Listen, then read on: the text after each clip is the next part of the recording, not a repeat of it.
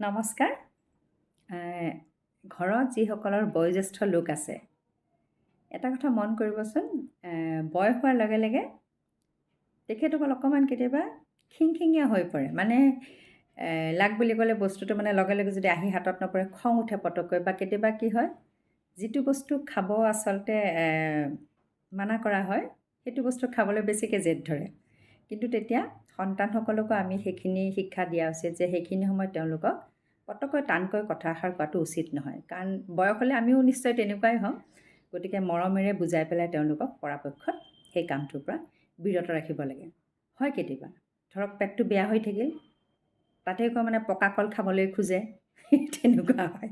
আপুনি নিদিলেও বেয়া, নিদিলেও তাৰমানে মোৰ মানে কথাৰ কোনো গুৰুত্ব নাই, এনেকুৱা ধৰণৰ হয়। গতিকে আমি যিমান পাৰোঁ মৰমেৰে তেখেতসকলক সেই কথাখিনি বুজাবলৈ চেষ্টা কৰা উচিত। ধন্যবাদ।